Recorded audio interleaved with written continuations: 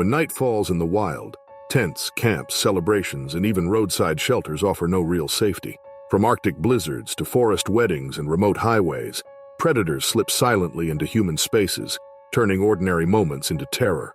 Polar bears rip through tents, Kodiaks corner kayakers, black bears charge crowds, and grizzlies strike where help can't arrive in time. In this video, we'll explore 6 chilling real-life encounters where survival hung in the balance for seconds and sometimes sheer luck. December 10th, 2025, opened under endless night in the high Arctic of Nunavut, where 6 researchers waited out a violent blizzard inside a reinforced weather tent near a remote field station.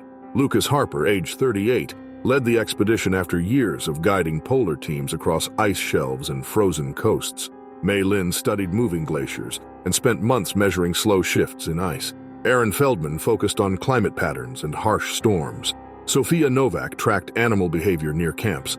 Javier Ortega trained as a field medic for remote response. Priya Singh mapped rock layers buried beneath snow. The group had worked together for weeks, sharing meals, data, and watch duties. Fuel drums and food boxes rested nearby, beneath packed snow, marked with flags. Wind screamed across the flat tundra, shaking poles and burying lines. Inside the tent, gear hung tight, lights dimmed, and sleeping bags stayed ready. Lucas remained awake during the late watch, checking tension points and listening for change beyond the storm. Near 3:15 in the morning, shapes moved through the white haze. Heavy steps pressed snow flat. A massive adult male polar bear approached, drawn by buried scent and steady warmth. The animal circled once, testing space, then struck the tent wall with crushing force. Fabric tore, lines snapped, poles bent inward, snow and ice blasted inside. The interior collapsed into motion, cots tipped, lanterns fell, packs slid across the floor. The bear forced its head through the opening and pushed farther, filling the space with weight and power. Claws ripped material apart. The storm masked every sound beyond the tent. Lucas moved toward the breach and was hit first as the animal surged inside. Aaron and Javier were knocked down as the structure failed. Priya fell beneath tangled gear while trying to crawl away. May slipped on the ice and disappeared under the bear's mass. The attacks happened within moments, fast and unstoppable, leaving no room to escape. Sophia reacted without thought. A cot folded beside her, forming a low gap. She slid under, pressed flat, and curled tight as claws passed overhead. Canvas shredded above her back. Snow poured in. She stayed still as the bear continued tearing, striking bodies and dragging weight across the floor. Minutes stretched while the animal fed and moved, then withdrew as the wind shifted. The tent sagged into silence, broken and open to the storm, leaving one hidden survivor trembling beneath twisted metal and torn fabric. Cold crept fast as the blizzard reclaimed the site. Blood darkened the snow inside the ruin. Breathing slowed beneath the wreck. Outside, the bear paced briefly, snorted, then faded into white distance. Sophia remained hidden, counting heartbeats, muscles locked, pain ignored. Hours passed with no rescue, only wind, cold, and fear. While the Arctic pressed down, and the broken shelter marked the end of the others. Shadows danced as fabric flapped. Time stretched endlessly, and survival narrowed to stillness, endurance, and waiting for daylight beyond the storm that never seemed close enough during polar night. Morning light crept through torn canvas as the blizzard weakened, and the wind lost its edge. Snow drifted across the wrecked site, covering broken poles and crushed packs. Sophia Novak stayed still until numb fingers felt calmer air. She crawled free, legs stiff, skin cut, breath shallow. The cold burned, yet silence told her the danger had passed. She moved slowly, checking the ground and the torn shelter. 5 bodies lay still beneath snow and gear. She turned away, knowing there was nothing to change. She focused on staying alive. Sophia wrapped herself in spare fabric, pressed snow from wounds, and searched for the emergency beacon buried near the fuel flags. Her hands shook, but training guided each step. Hours later, a rescue team reached the station after the weather eased. Tracks around the site showed the path of a single large bear, moving in and out during the storm. The team found Sophia near the remains, weak and fading. She received warmth, fluids, and care, then was moved to safety as daylight spread across the flat ice. Investigators returned after conditions improved. They mapped torn lines, crushed frames, and deep prints circling the caches. They confirmed that buried food and fuel scents had drawn the predator close during extreme weather. The tent design slowed entry for a moment, but it could not stop the force of an adult polar bear. Officials shared guidance after the incident. They stressed wider cache spacing, elevated storage, hardened barriers, and constant perimeter checks during storms. They also urged smaller teams to add remote alarms and bear fencing even in severe cold. The site was cleared and marked, then closed for the season. Sophia recovered over the weeks, carrying scars and heavy memories. She later described how stillness and shelter saved her life when flight was impossible. Her account helped improve safety plans across Arctic programs. The loss of her colleagues weighed on every decision that followed. The tundra returned to quiet. Snow erased tracks and wind smoothed the ground. Yet the lesson remained clear. In the far north, curiosity and hunger can turn into sudden violence. Survival depends on distance, barriers, and respect for a land where power belongs to the cold and its predators. Future teams carried that knowledge forward, planning routes, watches, and stores with care. Knowing storms hide threats and preparation alone can narrow the thin line between life and loss in winter. June 12, 2025, opened with heavy fog drifting through the narrow fjords of Kodiak Island as three kayakers moved carefully along dark water pressed between steep rock walls. Jonah Pierce had guided boats in these channels for years and understood how fast tides could turn. Hannah Lee had traveled far to document coastal life and rough seas, carrying notebooks sealed in dry bags. Olivia Grant followed wildlife across harsh places, her camera packed tight beside food and spare rope. Each had trained for cold water and sudden storms, yet the land ahead still demanded respect. The fjord narrowed as cliffs rose higher on both sides. Cold wind rolled down from snow-patched ridges and pushed ripples across the surface. The tide shifted without warning. Water surged inward, slamming the kayaks to the side. Hulls scraped stone. One boat tipped, then another. All three scrambled onto slick rocks as waves smashed against the cliff base. Kayaks banged and spun below them, lines snapping tight, gear floating free. Mist thickened and wrapped the stone walls. Wet rock offered little grip. Packs and lunch bags spilled open, sending sharp food smells into the air. The sound of rushing water echoed through the channel. Every movement felt loud against the cliffs. From the fog, a massive shape formed. A colossal Kodiak bear stepped onto a ledge below them, fur dark and heavy with spray. Its head lifted. The wind carried scent upward. Wide paws struck stone with dull force as it climbed closer. The bear's size filled the narrow space, blocking the only path down. Water thundered beneath, cliffs pressed behind, and the animal stood between. The bear sniffed, then swiped at a dangling kayak. Plastic cracked. A paddle snapped loose and vanished into the surge. Claws scraped rock, sending sparks of sound through the fog. The animal circled slowly, testing distance, breath rising in thick clouds. Wet stone shook under its weight. The three stayed frozen on the narrow shelf. Hearts pounded. Cold soaked through boots and sleeves. Spray stung faces as waves rebounded off the wall. The bear moved closer, head low, eyes fixed. It rose onto its hind legs for a moment, towering above the ledge, then dropped again with a splash. The space tightened. The cliff offered nowhere to climb. The water below churned too hard to enter. The bear continued its slow patrol, nose working, claws tapping stone, curiosity steady and focused. One paw hooked a rope and pulled, dragging another kayak hard against the rock until plastic groaned. Mist turned to sharp spray as the wind increased. The bear shook its head and stepped closer again, closing the last safe gap. Wet stone slid under its weight. Pebbles rattled into the water. The animal paused, muscles tight, deciding its next move as the three remained trapped against the cliff, with no escape in sight. Spray whipped harder as the animal leaned forward, testing the slick edge. One sudden move could have forced bodies into the water below. Cold burned skin and slowed fingers. Fear pressed heavily, yet stillness held. The guide lifted a flare gun from its clip and aimed it upward. He fired once. Bright light tore through the fog and hissed across the air. The bear jerked back, startled, paws scraping stone as sparks faded. It did not flee. It paced again, slower now, eyes tracking every shift. Minutes stretched. The animal circled the narrow shelf, sniffing soaked packs and torn food wrappers. Claws struck rock with sharp taps. Waves surged and fell, filling the gap with roar and spray. Another flare burned overhead. The bear halted, shook its head, then turned toward the channel. Salmon flashed below, silver bodies cutting through dark water. The predator paused, focus pulled by movement downstream. With heavy steps, it climbed down from the ledge. Water splashed high as it entered the shallows.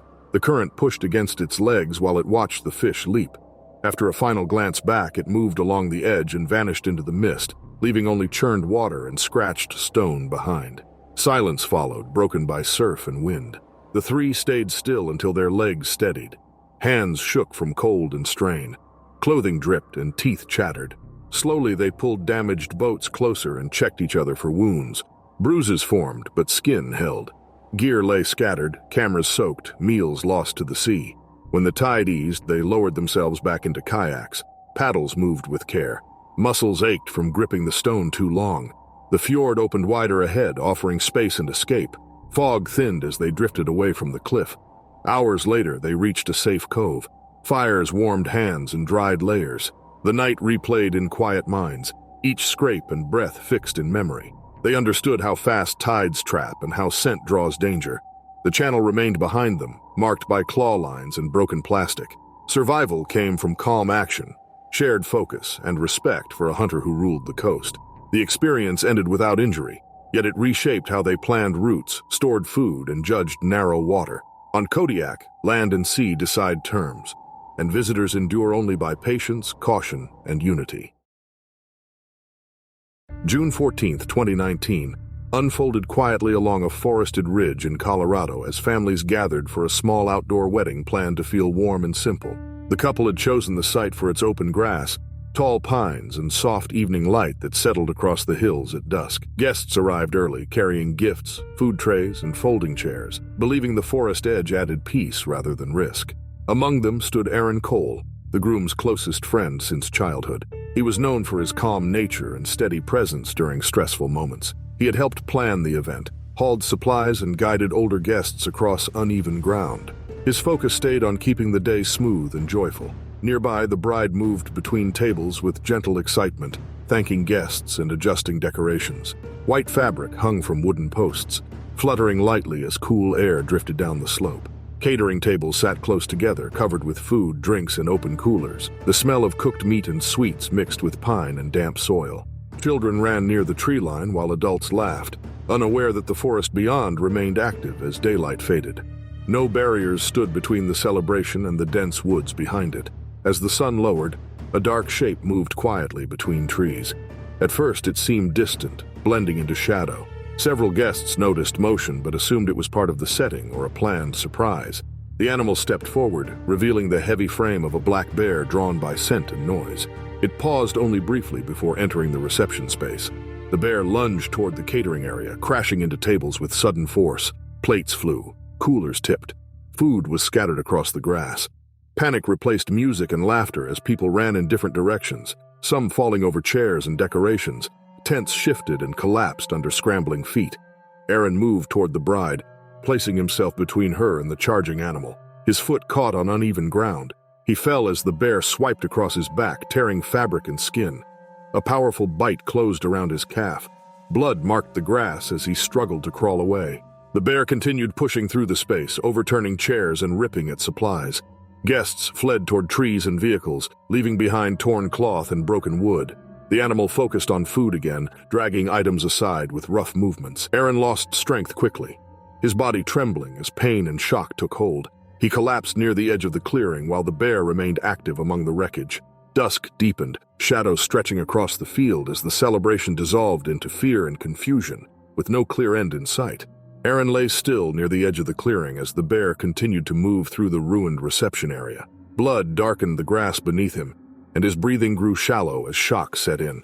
Guests who had fled earlier watched from a distance, hidden behind trees and vehicles, afraid to return while the animal remained nearby. The forest air carried heavy silence, broken only by the sounds of the bear tearing into scattered food. After several long moments, the animal lost interest in the remaining supplies. It moved back toward the tree line, its body fading into shadow as dusk gave way to early night. The clearing fell quiet again, though nothing felt calm. Torn decorations hung from posts, chairs lay broken, and food lay scattered on the ground. The joy that once filled the space had vanished completely. A few guests cautiously returned once the bear disappeared. They rushed toward Aaron, who remained unconscious and badly hurt. Someone applied pressure to his wounds while others called for emergency help. Time stretched painfully as they waited, surrounded by damage and fear. The bride sat on the ground nearby, shaking, her white clothing stained with dirt and blood, unable to process what had happened. Emergency crews arrived later and transported Aaron to urgent care. He survived the attack but suffered severe injuries. Doctors treated deep wounds to his leg and back, and nerve damage left him facing a long recovery. His life changed in a single violent moment, turning a day meant for celebration into one marked by trauma. Wildlife officers later inspected the area. They studied tracks, scattered food, and signs of forced entry into coolers. Their findings pointed to a pattern seen before in the region. The black bear had grown used to human food after being fed illegally near nearby cabins. This behavior removed its fear of people and increased its aggression when food was present. Officials explained that bears conditioned this way often return to human areas, seeing them as easy sources of food rather than a threat. In this case, the open reception and strong smells created a powerful draw. The attack was not random, but the result of repeated human mistakes over time. The wedding site remained closed afterward. Torn fabric, crushed chairs, and stained grass stood as quiet evidence of the violence. For those who attended, the memory stayed sharp long after the area was cleaned. The event became a lesson for everyone involved, showing how quickly carelessness toward wildlife can turn joy into lasting harm. October 29, 2024, settled cold and quiet along a forest highway in Ussuri Krai as Viktor Smirnov began another long night shift at a remote bus stop. At 41 years old, he had worked the route for over a decade, known for reliability, patience, and calm strength. He lived in a nearby settlement and supported his family through steady work that few others wanted. The stop sat alone between dark walls of taiga, a simple metal shelter with benches, lights, and trash bins surrounded by snow-dusted ground and towering trees. Viktor understood isolation. Nights often passed with no buses, no voices, and no headlights. He spent hours logging schedules, sweeping floors, and checking sensors that alerted to movement near the shelter. Autumn had been harsh that year. Salmon runs were poor, berries scarce, and wildlife pressed closer to human spaces. Viktor had heard reports of bears roaming roadsides, but routine dulled concern. He trusted the lights, the shelter, and the open road. Wind pushed through the trees after midnight, carrying frost and pine scent. The highway lay empty, stretching pale under moonlight. Inside the shelter, Viktor reviewed notes and warmed his hands. At 2:30 in the morning, a motion alert flickered. Movement near the bins outside. He stood, pulled on gloves, and stepped out from under the shelter to inspect the area. Darkness closed in fast. Snow crunched under boots. The bins stood near the tree line where forest shadows pooled thick and deep. Viktor scanned the ground looking for spilled trash or animals. He did not hear breathing. He did not hear steps. From the trees, a massive Russian grizzly burst forward without sound. Hunger and instinct drove it hard and low. The bear crossed the short distance in seconds. Viktor turned too late. The impact slammed him into the metal wall with crushing force. The shelter shook as claws struck and teeth tore through winter clothing. Snow sprayed across the ground as the bear dragged him down and attacked again. 200 meters away, a truck rolled along the highway. Its driver saw sudden movement near the lit shelter. Headlights cut through the snow, revealing a violent struggle. The bear reared, swiped, and bit, dragging Viktor across the frozen ground. The driver leaned on the horn and shouted from the cab, but the sound made no difference.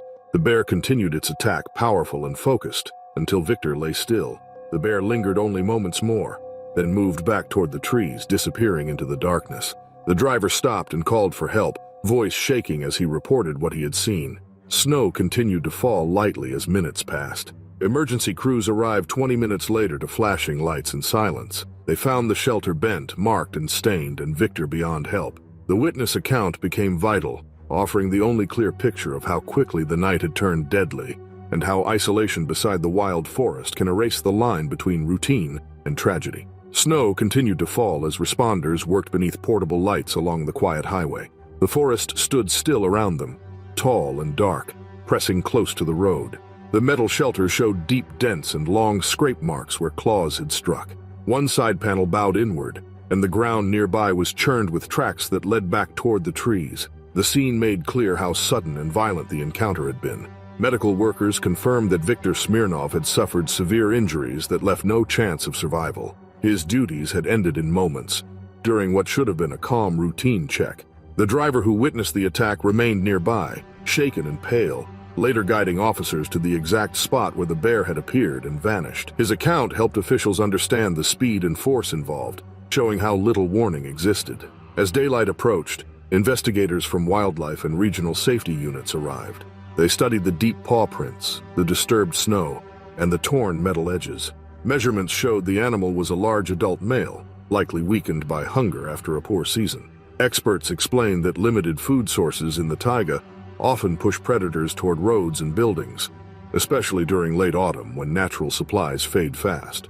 Authorities searched the nearby forest edge but found no sign of the bear returning. They marked the area and placed warnings along the highway, urging drivers and workers to avoid stopping at night unless necessary. Nearby villages received alerts advising residents to secure waste and stay indoors after dark. Patrols increased along forest roads as a precaution. The bus stop remained closed for several days. Its lights stayed off, leaving the shelter dark against the snow. Flowers and small candles appeared near the site once the news reached Victor's family and co-workers. Many had known him for years as a quiet presence who kept schedules moving even during harsh winters. His absence left a gap that felt larger than the small shelter itself. In the following weeks, officials reviewed safety steps for remote transit posts. Plans included moving trash bins farther from structures, adding reinforced barriers, and installing stronger lighting with wider coverage. Wildlife teams also discussed tracking the bear responsible, though dense terrain and weather made that uncertain. They stressed that removing one animal would not solve the wider issue of shrinking habitat and rising encounters. The driver who had seen the attack gave a full statement and later spoke with counselors. His role became crucial, as without his presence, the incident might have remained unexplained. Investigators noted that such witnesses are rare in isolated regions, and his detailed observations allowed a clear timeline to form. Winter tightened its grip on Ussuri Krai soon after. Snow buried the tracks, and the forest reclaimed the ground near the shelter. Traffic resumed on the highway, but drivers slowed as they passed the closed stop. Many glanced toward the trees, aware of how close the wilderness truly was. The tragedy served as a hard lesson across the region. It showed how routine work can become deadly when human activity meets a hungry predator in remote land. Viktor Smirnov's final night underscored the risks faced by those who keep essential services running far from towns, and the need for constant caution where roads meet the wild. June 17, 2022, arrived in the Carpathian Mountains of Romania as a logging crew settled beside a fresh clearing, surrounded by spruce slopes and evening light. Bogdan Radu led the job, a seasoned foreman who grew up nearby and knew forest rhythms, weather shifts, and animal signs learned over decades there. Anka Yorga joined the crew for summer work, trained in equipment checks and safety tasks, and was careful and alert while operating machines near unstable ground. Marek Kowalski handled heavy tools and transport, traveling from abroad for seasonal wages, steady under pressure, accustomed to remote camps and silence during long nights. Their temporary camp sat close to stacked logs, fuel cans, tents, and machinery, all carrying strong smells that drifted through the cooling air slowly after sunset. As dusk deepened, the forest grew quiet. Insects faded, and shadows stretched between trunks, masking movement beyond the edge of the clearing near the nearby spruce stands. A massive Eurasian brown bear stepped from the dense spruce, drawn by the mixed scents of food, oil, and disturbed earth left by nearby logging earlier. The animal moved slowly, head low, testing the ground with heavy paws while sniffing toolboxes, planks, and tent fabric, alone beneath dim forest light.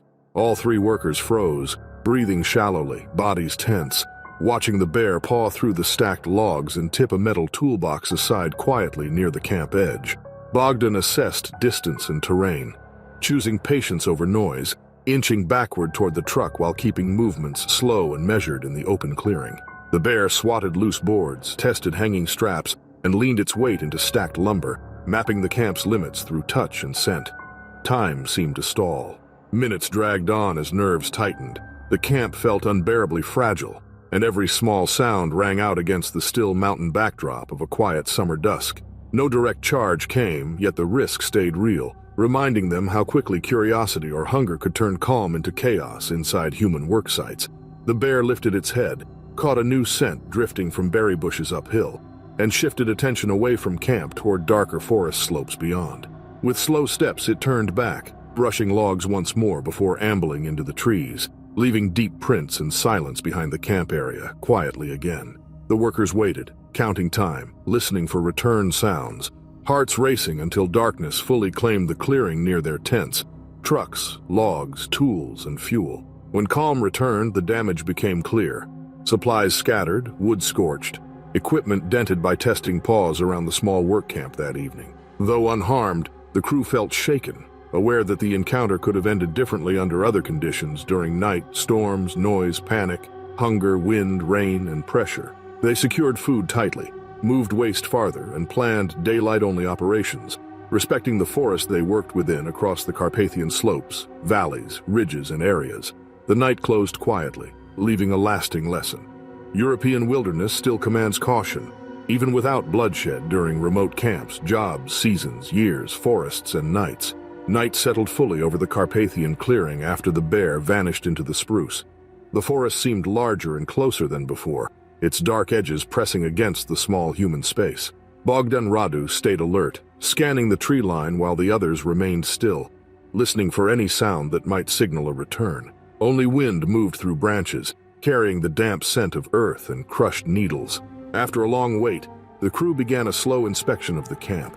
The metal toolbox lay on its side, its lid bent and scratched. Several planks showed deep grooves where claws had dragged across soft wood. One tent wall sagged where fabric had been pressed and torn. The fuel cans remained sealed, but their placement now felt careless.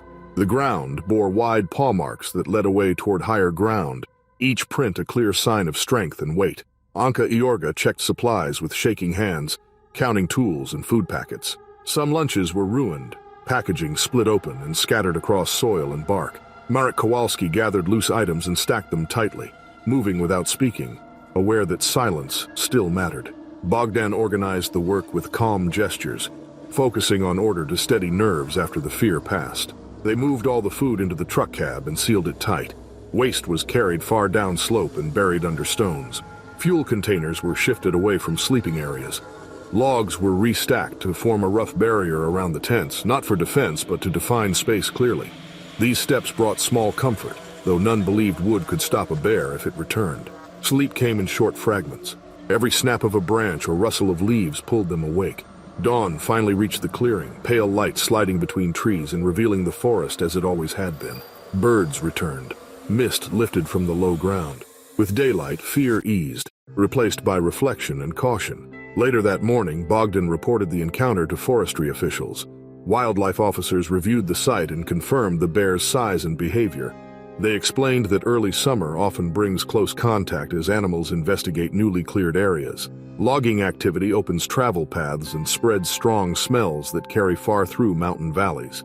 Experts advised crews across the region to increase the distance between camps and food, fuel, and waste. They stressed that most bears do not seek conflict, but curiosity combined with scent can lead to testing behavior. Calm reactions and slow movement had likely prevented the situation from turning violent that night. The crew resumed work with adjusted routines. Tasks ended earlier each evening. One person always watched the tree line during breaks. Equipment was cleaned daily to reduce the smell. The forest still felt alive around them, but no longer unseen. Awareness replaced fear. News of the encounter spread among nearby crews. Others shared similar stories of close calls that ended without injury, reinforcing the message that these mountains remain shared ground.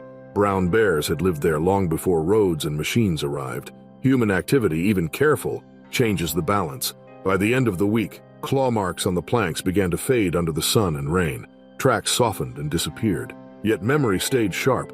For Anka and Marek, the moment of frozen silence as the bear stood among their tools would never fully leave. For Bogdan, the responsibility of leadership gained new weight.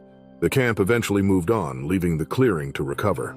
Grass would return. Saplings would rise where trees had fallen. The bear would continue roaming its range, guided by hunger and instinct, unaware of how deeply it had shaken 3 people in a single quiet evening. The incident became a lasting reminder that danger does not always roar or strike. Sometimes it pauses, sniffs, tests, and walks away, leaving behind lessons carved into wood, earth, and memory. On December 5, 2021, a deep cold arrived across the ridges outside Jackson, Wyoming, as snowmobile guide Rachel Morgan prepared for another winter route through the high country. She had grown up near these mountains and learned early how quickly weather and wildlife could turn a calm day into danger. Years of guiding had taught her patience, steady movement, and respect for the large animals that still ruled these slopes. Clients trusted her because she never rushed and never ignored warning signs hidden in snow, wind, or silence. Ethan Lee had joined the tour to experience the winter backcountry for the first time. He worked long weeks indoors and wanted open space, white silence, and the thrill of moving across untouched ground.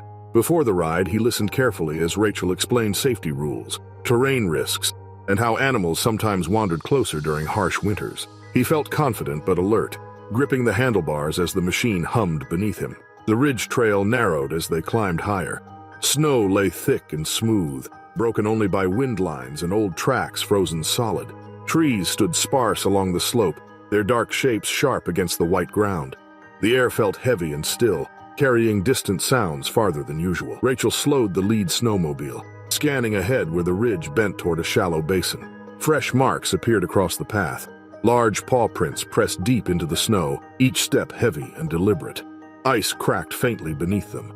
Rachel raised one hand and eased the machine forward at a crawl, keeping space between both riders. Ethan followed, heart beating faster as the trail tightened.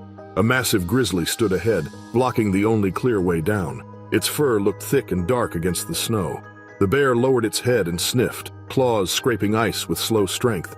Steam rose from its breath. The distance between them felt short and the ridge dropped steeply on either side. Rachel kept her posture tall and steady on the machine. She guided the engine sound carefully, letting it rise and fall without sudden bursts. Ethan remained still, his body stiff with fear as the bear shifted its weight. Snow crunched under the animal's paws as it moved toward a driftwood pile half buried near the edge. The bear lunged suddenly at the wood, smashing it aside with one powerful swing. Snow sprayed into the air. Ethan flinched but stayed seated. Rachel adjusted her position, watching every movement while keeping both machines ready. Seconds stretched into long moments as the bear circled the debris, distracted by scent and sound. From below the ridge, movement drew the animal's attention. A distant elk herd crossed open ground, their shape small but clear. The grizzly lifted its head, paused, then turned away from the riders. It walked slowly down slope, leaving deep tracks and cracked ice behind before disappearing into the trees. Only after the path was cleared did Rachel guide the snowmobiles back toward base. Both returned shaken but unharmed, carrying the weight of a moment that proved how quickly winter travel could shift from calm to peril in these mountains. Snow settled again across the ridge once the animal vanished, softening the sharp marks left behind. Rachel Morgan guided the machines away from the narrow path, choosing a slower route that curved along safer ground. Her hands stayed steady, but her shoulders felt tight as the cold air pressed in. Every sound now felt louder, every shadow more important. Ethan Lee followed closely, his focus locked on the trail ahead rather than the wide view he had hoped to enjoy. As they descended, the land opened into lower slopes where trees stood closer together. The wind shifted, carrying familiar forest smells instead of the heavy stillness from the ridge. The machines moved carefully over packed snow, tracks cutting clean lines behind them.